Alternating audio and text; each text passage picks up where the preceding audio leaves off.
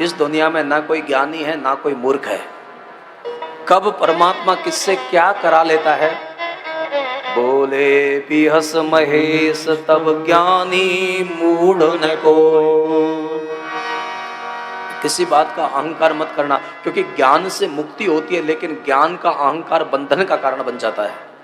इसलिए ज्ञान के अहंकार में भी ये मत आने देना कि हमको माया नहीं सताएगी। भगवान की जो माया है ना, ये बड़े बड़े ऋषि मुनियों को मुह्यन्ति यत सूरया, ये ब्रह्मा जी को भी नहीं छोड़ती है।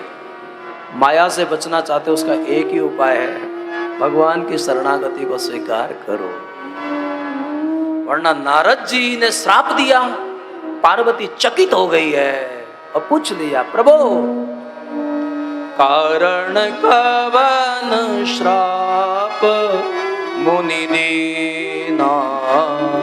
कारण कवन श्राप मुनि दीना। अपराध रमा पति कीना। का अपराध रमा पति कीना। नारद श्राप दीना एक बारा। नारद श्राप दीने एक बारा। अल्प एक ते लगे अवतारा। कल्प एक लगी अवतारा। गिरजा चकित भई सुनवानी, नारद विष्णु भगत पुण्य ज्ञानी। गिरजा चकित भई सुनवानी, नारद विष्णु भगत पुण्य ज्ञानी। गिरजा चकित भई सुनवानी, नारद विष्णु भगत पुण्य ज्ञानी। गिरजा चकित भई सुनवानी, नारद विष्णु भगत पुण्य ज्ञानी। कारण कवन श्राप मुनि दीना। कारण कवन श्राप मुनि दीना। कथा को सुनते सुनते पार्वती चौंकी और फिर शंकर ने समाधान किया, भवानी एक बार की बात है, नारद जी हिमालय की गुफा की ओर गए हैं, और जब वहां गए हैं तो समीप में सुरसरी गंगा बहती है, और जिसके अंदर जो होता है ना वो वही प्रकट होता है। उन्होंने सहज विमल मन लाग समाधि। और याद रखना, मैं कल से कई बार कह चुका हूं, जिस व्यक्ति का मन अच्छा है वो कम भजन करता है तो भी उसको लाभ ज्यादा होता है। अगर अच्छे लोग हैं ना, एक घड़ी आदि में पुनाद। वरना कई लोग इतना पूजा पाठ करते हैं फिर भी उनके स्वभाव में मजाल है कि कोई अंतर आए। जो लोग स्वभाव से दुखी होते हैं ना, वो कुछ भी करे, वो कहीं भी जाते हैं, वो परमात्मा एक व्यक्ति महात्मा के पास जाता था, उसने लिस्ट बना रखी थी कि मैंने अपने जीवन में 100 गुरु बनाए, मुझे शांति नहीं मिली। लेकिन ये महात्मा अब की बार जो गए ना, ये समझदार थे, वो धूना पे जाके बैठा ही था और वो किसी को सुना रहा था कि मैंने 100 गुरु बनाए लेकिन मुझे शांति नहीं मिली। तो उस साधु ने सुन लिया और वो जैसे ही वहां अंदर आया, उसने अपना चिमटा उठाया और कहा कि तू यहां से निकल, वरना तू 101 मेरा नंबर लिखेगा, क्योंकि तेरे को तो पूरी जिंदगी ही भटकना है। कुछ लोग पूरी जिंदगी है ना भटकते ही रहते हैं, पूरी जिंदगी बेहोशी में जीते हैं। अब मेरे भाई बहन, इस दुनिया में सब चीज की दवाई हो सकती है, लेकिन मूर्खता की कोई औषधि नहीं है। जो लोग मूर्खता में जीते हैं ना, वो धर्म के ऊपर भी कैसी कैसी धारणाएं पैदा कर लेते हैं। ये खाओ तो कृपाना चालू हो जाती है, ये खाओ तो ऐसा हो जाएगा। लोगों ने कितना धर्म को विकृत कर दिया, कितना संकीर्ण बना दिया है। ऐसा धर्म नहीं होना चाहिए। 21वीं सदी का धर्म तो बहुत व्यापक होना चाहिए, बहुत, हमारे यहाँ वेदों का भाष्य होना चाहिए था। लेकिन धर्म के मार्ग में हम लोग धर्म को भूले नहीं है, लेकिन धर्म से भटक गए हैं। हमने चुटपुट की क्रियाओं को धर्म का नाम दे दिया है। और पहले तो ये चीजें कहीं एकांत में होती, आजकल तो व्यासपीठों से भी लोग क्या क्या बांटने लगे हैं। ऐसा लोगों ने इस व्यासपीठ की गरिमा को भी तार तार कर दिया है, लेकिन उनको कौन समझाए। क्योंकि भीड़ है ना, और भीड़ के ऊपर भरोसा करना बहुत कठिन हो जाता है। इसलिए धर्म नहीं बढ़ रहा है, धर्म का दिखावा बढ़ रहा है। और फिर इंद्र को चिंता हुई है कि देवर्षि ऋषि कहीं मेरा इंद्रासन के लिए तो साधना नहीं कर रहे हैं। इंद्र के पास में और क्या बल होता है। एक जमाना था लोग यंत्र करते थे, तंत्र जानते थे, मंत्र जानते थे। अभी तो एक ऐसा जमाना आ गया है कि लोग षड्यंत्र करते हैं किसी को फंसाने के लिए। कामदेव को भेजा है, लेकिन जिन्हें राम राखे तिन्हें कुण चाखे। बड़ रखबार रमापति जासु। जिसके ऊपर परमात्मा की कृपा होती है ना, उसको संसार के विकार भी प्रभावित नहीं कर पाते हैं। याद रखना, संसार के विषय विकारों से बचने का एक ही उपाय है, परमात्मा का भजन। यह गुण साधन से नहीं होई तुम्हारी कृपा। जो परमात्मा का प्रेमी होगा ना, वही संसार के विषयों से ऊपर उठ पाता है।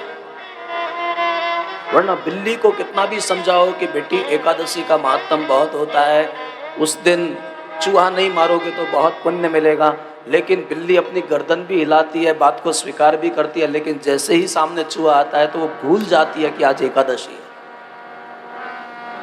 अंतर गहरे में तुम्हारी दबी हुई इच्छाएं तुम्हें अशांत करेंगी। मैं एक बार फिर कह रहा हूं, तुम्हारे से कोई देवता पाप नहीं करवाता है, तुम्हारे पितर तुमसे पाप नहीं करवाते, तुम्हारे संस्कार तुमसे पाप करवाते हैं। तुम्हारे अंदर जो संस्कार दबे हुए हैं ना, इसलिए कल की कथा में बार बार कहा गया था कि तुम जो भी हो, जैसे भी हो, तुम्हारे विचारों का परिणाम है। भाई रे मत दीजो विधि नाने दोष, कर्माणी गति न्यारी न्यारी। जगाने के लिए है ये बातें। और फिर नारद ने कामदेव को जीत लिया है, लेकिन मैंने कामदेव को जीता है, इसका अभिमान आ गया है। और जब अच्छाई का अभिमान आता है तो बुराई का जन्म होता है। जीवन में अच्छाई होनी चाहिए, लेकिन अच्छाई बुराई रहित होना चाहिए। अच्छाई करने से अच्छाई की स्थापना नहीं होती, बुराई का त्याग करने से अच्छाई की स्थापना होती है।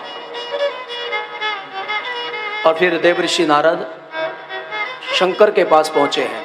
भगवान आशुतोष को लगा कि हो कोई महात्मा आया है, आज तो आनंद आने वाला है, राम कथा सुनने को मिलेगी।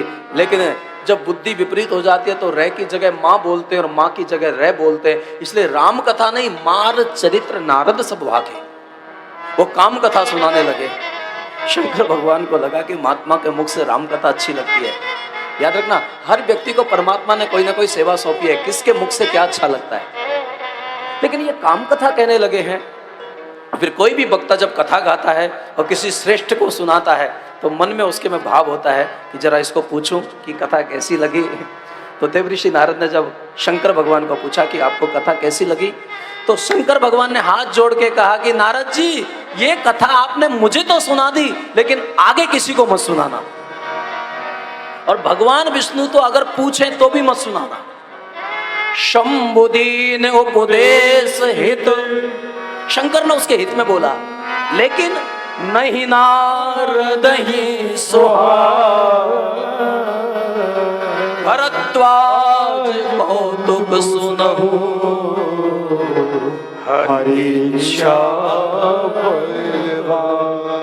ये होनहार जो होता है ना, ये भी बड़ा विचित्र होता है। शंकर जैसा सदगुरु समझा रहा है कि अगर श्री हरि पूछे तो भी मत बताना।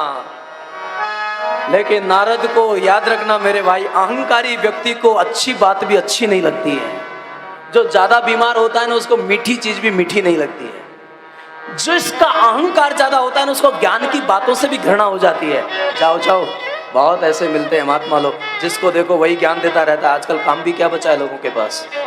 जो अहंकारी होता है ना, उसको ज्ञान की बातों में श्रद्धा नहीं होती है। और नारद जी वहां से चल देते हैं। एक बार करतल वर वीणा, एक बार करतल पर वीणा, गावत हरि गुणगान प्रवीणा। गावत हरि गुण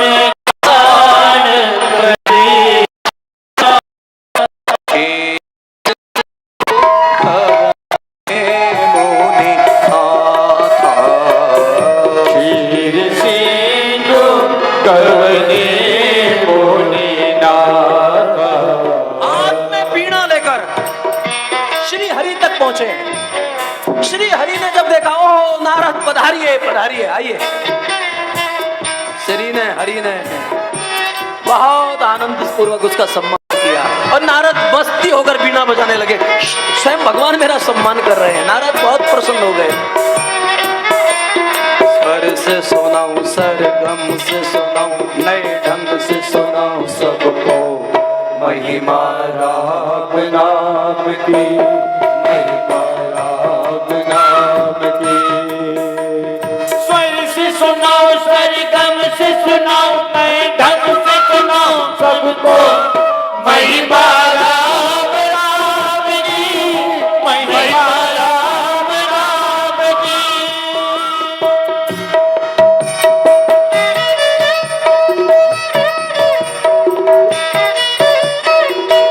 हरि बोल।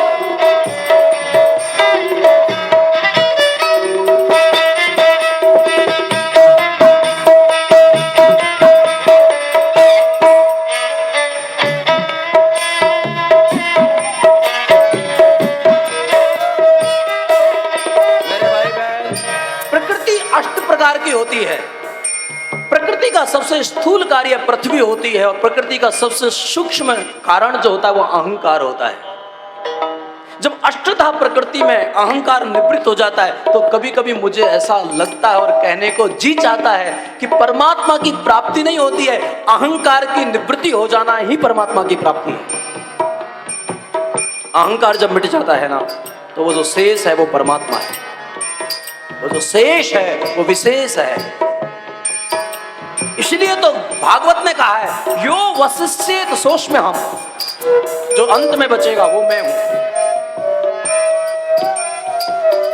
ज्ञान की प्राप्ति नहीं, अज्ञान की निवृत्ति होती है।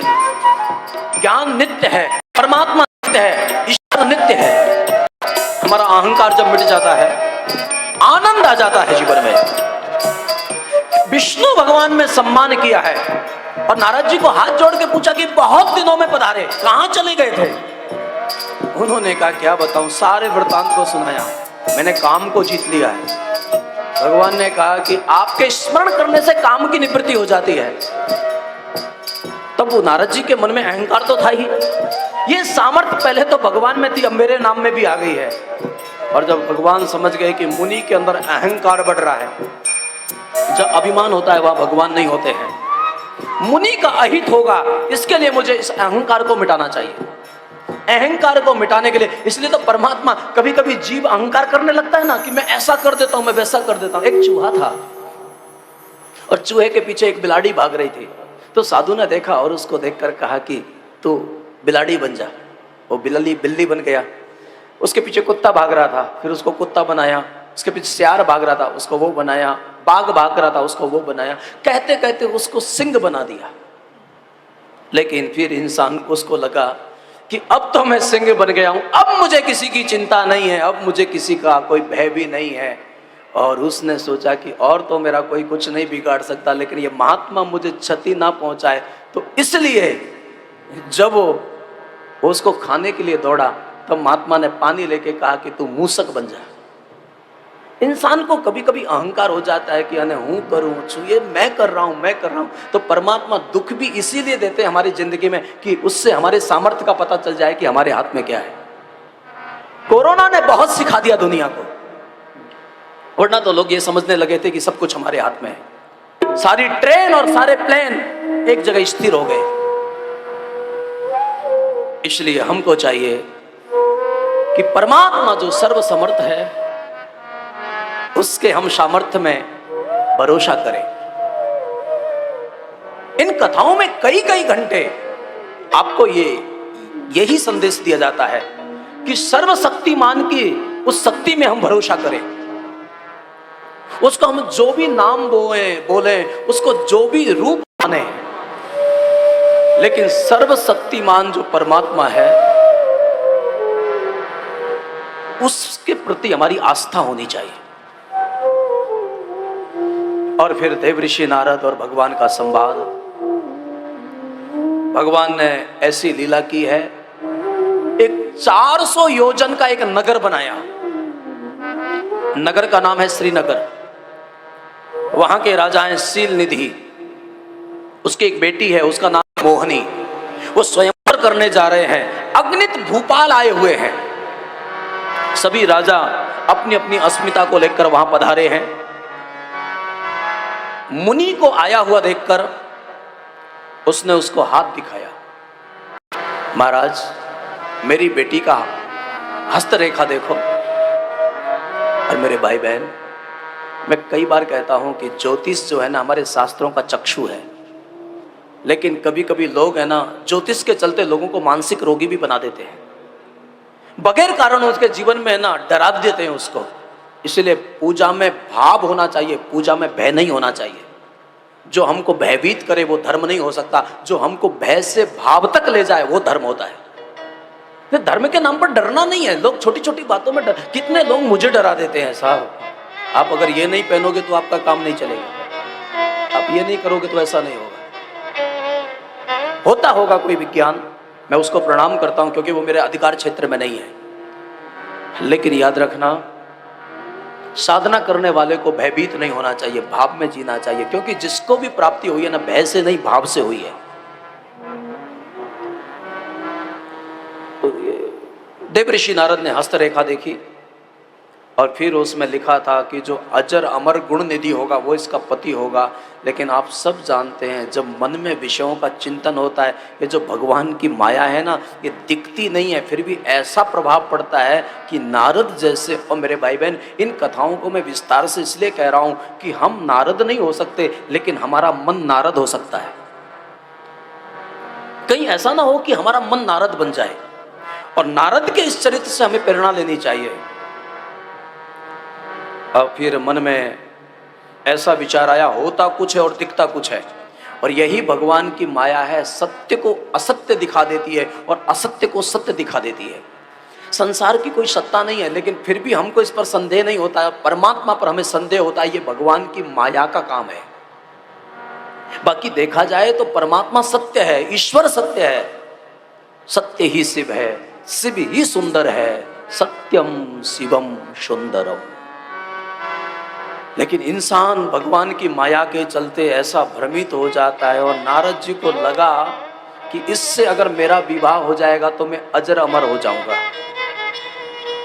और फिर जब मनस्थिति ऐसी हो जाती है तो लोग भजन नहीं कर पाते। याद रखना, दान करना बहुत आसान है और कुछ करना बहुत आसान है। इस दुनिया में बहुत कठिन काम है भजन करना।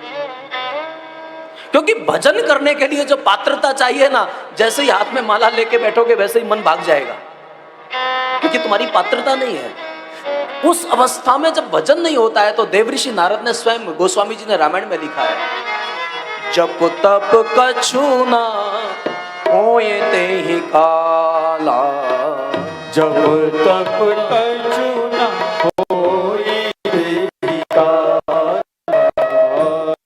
विधि मिलाहि कवन विधि बाला, हे विधि मिलाई कवन विधि वाला। अब मेरे से कोई जप तप नहीं होता है। जिसके शरीर के अंदर तमोगुण अधिक होता है वो कलयुग में रहता है। जिसके अंदर रजोगुण की अधिकता होती है वो द्वापर में रहता है। और जहां सतोगुण का भी अंश होता है वो त्रेता में रहता है। और जहां सतोगुण की प्रधानता होती है वो सतयुग में रहता है। हर साधक के जीवन में चारों युग होते हैं। इसलिए मेरा आपसे निवेदन है, आप कलयुग में रहो लेकिन आपके अंदर सतयुग होना चाहिए। और आपके अंदर सतयुग रहेगा तो अपने आप पता चल जाएगा। सतयुग में ध्यान होता है, त्रेता में यज्ञ होता है, परमार्थ होता है, द्वापर में पूजा होती है और कलयुग में केवल और केवल नाम जप होता है। कलयुग का एक ही साधन है, नाम जप। क्योंकि कल की जो प्रवृत्ति है ना, रामायण में तो बहुत प्यारा लिखा है, उत्तरकांड को ठीक से जरूर पढ़िएगा। नित्य जुग धर्म हो ये सब केरे। इसलिए बाहर से चिल्लाओ मत, कलयुग को गाली मत दो, ऐसा समय आ गया है ना। बस तुम कलयुग में रहो लेकिन तुम्हारे अंदर सतयुग होना चाहिए, तुम्हारे अंदर ध्यान होना चाहिए, तुम्हारे अंदर दया होनी चाहिए, करुणा होनी चाहिए। इसलिए साधु जो होता है ना, नित्य सतयुग में जीता है। कलयुग में तो वो जीता है जो कामी है, क्रोधी है, लोभी है, ईर्ष्यालु है, जिसके जीवन में पाप की संतान है। यानी पाप का परिवार होता है ना, पाप की भी पत्नी होती है, पाप की भी बेटी होती है, उसका नाम ईर्ष्या होती है। पाप का भी पुत्र होता है, उसका नाम मोह होता है। पाप का भी एक परिवार होता है। तो कोई कलयुग में रहता है, कोई द्वापर में होता है, कोई सतयुग में होता है। तो कलयुग में रहने वाला व्यक्ति ध्यान नहीं कर सकता, वो केवल और केवल नाम जप कर सकता है। इसलिए हम लोग जब कहते हैं ना कि कलिकाल में नाम की महिमा है, तो ये अंतःकरण का साधन है। इसलिए कई लोग ये सोचते हैं कि बस अब ध्यान करने की जरूरत नहीं है, अब कोई परमार्थ करने की जरूरत नहीं है, क्योंकि कलयुग में तो नाम की ही महिमा है। इसलिए कभी कभी अधूरा ज्ञान है ना, व्यक्ति के जीवन में संशय को जन्म देता है। और फिर उसके बाद अब और मेरा इस समय हितैषी कौन होगा? हरि के समान मेरा कोई हितैषी नहीं है। भगवान का स्मरण किया, प्रगटे प्रभु कौतुकी कृपाला, परमात्मा प्रकट हो गए। और इस प्रसंग में पूरा देखिएगा, हर व्यक्ति के लिए कौतुकी शब्द का प्रयोग किया। कौतुकी यानी तमाशा। भगवान को भी एक तमाशा करना था। देवऋषि नारद को कहा, आपको मैं क्या दूं, ज्ञान दूं कि भक्ति दूं कि वैराग्य दूं?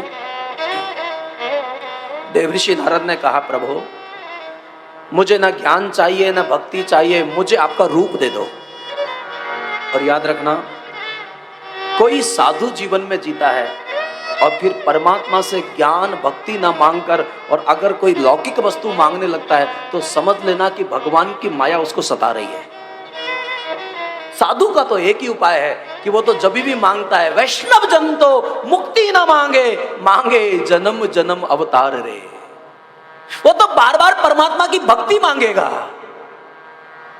क्योंकि भक्ति में जो आनंद है ना, वैसे हर व्यक्ति अपनी साधना के अनुसार साधन करता है। ब्रह्मा जी कहते हैं जय जय सुरनायक, वाल्मीकि मुनि कहता है श्रुति से तू पालक राम तुम जगदीश माया जानकी, और अत्रि ऋषि कहते हैं नमामि भक्त वत्सलम।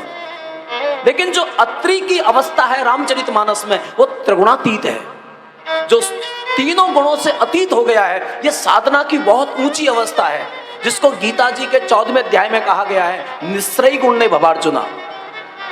जब कोई भी साधक साधना करते करते निश्रय गुण हो जाता है, त्रिगुणातीत हो जाता है, तो वो भी क्या मांगता है? पदाब्जी भक्ति देहि में, मुझे परमात्मा की भक्ति दे दो। तो देवऋषि नारद ने कहा कि मुझे और कुछ नहीं चाहिए, मुझे आपका रूप चाहिए। भगवान मुस्कुराए, देखा कि मेरी माया के प्रभाव में आ गए हैं नारद, अब भौतिक वस्तु मांगने लगे हैं। और फिर उसके बाद देवऋषि नारद रूप तो मांग लेते हैं, लेकिन मेरे भाई बहन, कोई साधु जिसने थोड़ा भी भजन किया है ना, वो अगर गिरना भी चाहे ना तो उसका भजन का संस्कार उसको गिरने नहीं देता है, वो कोशिश करेगा। और फिर नारद के मुख से एक बहुत अच्छी पंक्ति निकली। आप पूरी रामायण को याद ना कर सके, लेकिन रामायण की कुछ ऐसी पंक्तियां हैं, वो तो हर व्यक्ति को कंठस्थ होनी चाहिए। देवऋषि नारद ने उस मोमेंट में जाकर, उस अवस्था में जाकर, उस परिस्थिति में परमात्मा का पैर पकड़ के उसको प्रार्थना करते हुए कहा कि परमात्मा, जहीं विधि हो ही नाथ हित मोरा, जय विधि होई नाथ हित मोरा, करहु सो बेगी दास मैं तोरा, करहु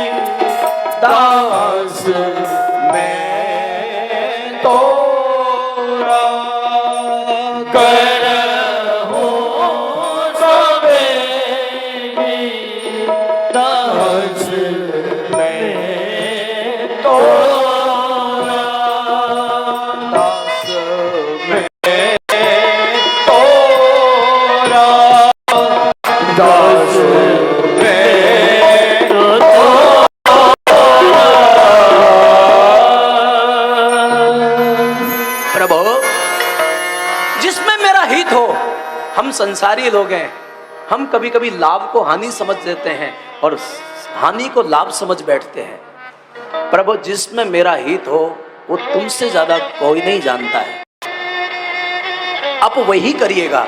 और याद रखिएगा मेरे भाई बहन, मैं बहुत होश पूर्वक बोल रहा हूं कि दुनिया का कोई भी विधान अमंगल नहीं होता है। हमारी वासनाएं हमें ये महसूस कराती है कि ये अच्छा नहीं हो रहा है।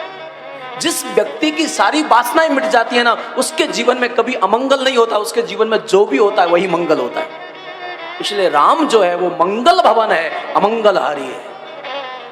अब जब परमात्मा को समझोगे ना तो बहुत सारी चीजें आपकी सुलझ जाएंगी। भगवान उसको अपना रूप देने जा रहे थे, लेकिन फिर परमात्मा ने सुना कि इसके भजन के प्रभाव ने इसने जो मांगा है ना, भगवान इतने द्रवित हो गए। और फिर नारद को कहा कि नारद, जेहि विद होहि परम हित, नारद सुनिए तुम हित की बात करते हो, मैं तुम्हें वचन देता हूं जिसमें तेरा परम हित होगा मैं वही करूंगा। देवऋषि नारद, अगर कोई रोगी व्यक्ति वैद्य से कुपथ्य की याचना करता है ना, तो वो उसको कुपथ्य नहीं देता है। भले ही तू कुछ भी मांग रहा है, लेकिन तूने कहा है कि जिसमें मेरा हित हो, तो आप चिंता नहीं करो, मैं वही करूंगा जिसमें तुम्हारा हित होगा। फिर भगवान को लगा है कि मैं इसको अपना रूप दे दूं और मोहिनी के साथ इसका विवाह हो जाएगा। तो नार विवश नर सकल गुसाई, भगवान की माया में ये ऐसा भटकेगा, फिर इसमें इसका हित नहीं होगा। तब भगवान को एक विचार आया कि ये पूरी जिंदगी बानर की तरह माया के सामने नाचता रहे, इसलिए थोड़ी देर के लिए इसको बानर बना दूं तो ये माया से बच जाएगा। थोड़ी देर इसको बानर बना देना चाहिए।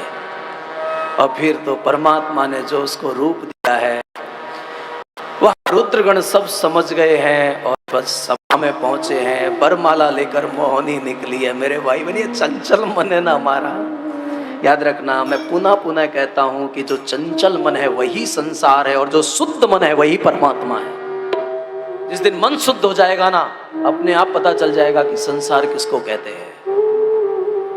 लेकिन आप लोग गाते हो, ये मन बड़ा चंचल है, कैसे तेरा भजन करो। जो नहीं मिला है उसके लिए हम परेशान होते हैं, जो मिल गया वो हमारे लिए मिट्टी है और जो नहीं मिला है वो सोना है। लोग अक्सर यही शिकायत करते रहते हैं, अभी ये चाहिए ये चाहिए, जो मिला है उसका हम सदुपयोग। जबकि हमारा साधु समाज कहता है, हमारा धर्म जगत कहता है कि जो नहीं है उसके लिए ज्यादा चिंता नहीं करो, जो है उसका सदुपयोग करो। जो प्राप्त परिस्थिति का सदुपयोग करता है ना, वो अपने जीवन में सफल बनता है। जिन्होंने भी अपनी प्राप्त परिस्थितियों का सदुपयोग किया है, लेकिन लोग क्या करते हैं, अपने प्राप्त साधनों का सदुपयोग नहीं करते हैं। जो नहीं होते हैं उसके लिए बहुत परेशान होते हैं। मानव का जो मन है ना, ये बहुत बड़ा बहरूपिया है। ये इतना, हमारे इस दुनिया में सुधरे हुए मन से बढ़कर हमारा कोई मित्र नहीं हो सकता है, और हमारे बिगड़े हुए मन से बढ़कर हमारा कोई शत्रु नहीं हो सकता है। हम ही हमारे मित्र हैं। आत्मैव यात्मनो बंधु रात्मैव रिपुरात्मना, भगवत गीता। हमारा सुधरा हुआ मन ही हमारा मित्र है। और फिर आप सब जानते हैं, जग से चाहे भाग ले प्राणी, मन से भाग न पाए, तोरा मन दर्पण कहलाए। इसलिए आत्मा को परमात्मा नहीं बनाना है। आप शरीर की यात्रा में हो, कोई इतने साल पूरा कर रहा है, कोई इतने, केवल मन बुद्धि को शुद्ध बनाने के लिए हम साधन कर रहे हैं। जिस मन और बुद्धि शुद्ध हो गई ना, कोई भी महात्मा कहे मैं तुम्हें परमात्मा दर्शन कराऊंगा, प्लीज मेरा आपसे निवेदन है, उसको हाथ जोड़ कहो कि आप हमें परमात्मा का दर्शन मत कराओ, केवल आप हमारी बुद्धि को साधु बना दो, आप हमारे मन को शुद्ध कर दो, बस इतना साधन तुम बता दो। बाकी परमात्मा क्या होता है वो हम अपने आप जानते हैं। लोगों ने इसको भी धंधा बना दिया है। आज दिन लोग परमात्मा का दर्शन करते रहते हैं। पतन भी हद होती है। लोगों ने क्या चालाकियां की हैं धर्म मार्ग में, छोटी छोटी कर्म कांड की बातों को लेकर धर्म। कई लोग तो कहते हैं कि हमको परमात्मा की माया ने जितना भटकाया ना, उससे ज्यादा इन लोगों ने भटका दिया जो धर्म के नाम पर छोटी छोटी बातें करते हैं। उन्होंने बहुत भटका दिया। ये सत्य है कि वो सत्य है कि ये, बाकी सीधा सीधा मार्ग है, एक राजपथ है। धर्म भटकाता नहीं है, धर्म सेतु है। और उसके बाद में फिर वहां पर देवऋषि नारद उस जगह पर बैठे हुए थे। गोस्वामी का दर्शन कहता है, जेहि दिस बैठे नारद फूली, जिस अहंकार के साथ बैठे थे उस दिशा में तो उस मोहिनी ने देखा भी नहीं। और इस कथा को गाते गाते भगवान शंकर भवानी को कथा सुना रहे, आंखों में आंसू आ गए। भवानी, अगर बानर बनने से भगवान की माया से बचा जा सकता है तो मैं भी बानर बनने को तैयार हूं, क्योंकि ये जो भगवान की माया है से कोई नहीं बच पाता है। अगर माया निवृत्त हो जाएगी तो फिर यहाँ जीव है ही नहीं, फिर तो सब परमात्मा है। ब्रह्मार्पणम ब्रह्महवि ब्रह्माग्नो ब्रह्मणाहुतम ब्रह्मोगतेन कर्तव्य ब्रह्म कर्म समाधिना। ये सब पूरा आनंद आनंद है। इसलिए तो ज्ञानियों के पास में कोई चिंता नहीं होती है, कोई शोक नहीं होता है, कोई मोह नहीं होता है। इसलिए जब भी तुमको शोक मोह सताने लगे ना तो किसी पहुंचे हुए सदगुरु के सानिध्य में जाना, जिज्ञासु बन के। वो तुम्हारे शोक और मोह की निवृत्ति करने का साधन बताएगा। वो तुम्हें पुराणों की कथा सुनाएगा, उसके रहस्य को समझाएगा। रामचरितमानस का एक रहस्य है, ये रामायण रहस्य है। वो जिस अवस्था तुम्हारी है ना उस स्तर पे जाके समझाएगा। अगर आप तत्वज्ञ हैं तो वहां आपको मौन में समझाएगा। याद रखना, शब्दों से जितना कहा जा सकता है ना उससे 1000 गुना ज्यादा मौन में कहा जाता है। लेकिन मौन की भाषा को समझने वाला जो साधक होता है ना वो शरीर से बहुत ऊपर उठा हुआ होता है। वरना जो शरीर के स्तर पर जीते हैं वो तो शब्दों से सुधर जाए वो भी बहुत है, और जो शास्त्र से नहीं सुधरता है उसको तो कभी कभी शस्त्र से सुधारना पड़ता है। इसलिए हमारे भारत में यहाँ शास्त्र को भी सम्मान मिला है और शस्त्र को भी। कई लोग ऐसे होते हैं ना, जब गीता से नहीं सुधर पाते हैं तो कृष्ण उसको कहते हैं कि अर्जुन तू गांडीव उठा, इनको सबको मारो। ये सब अधर्म की ओर खड़े हुए हैं लोग, और तू इस यश को प्राप्त कर, इस पृथ्वी का भार हरण कर। इसलिए कुछ लोग शस्त्र की भाषा समझते हैं, कोई शास्त्र की भाषा समझता है, लेकिन दुनिया में सबसे भाग्यशाली है जो निशब्द में जाकर, एक मौन में जाकर अस्तित्व से जुड़ जाता है।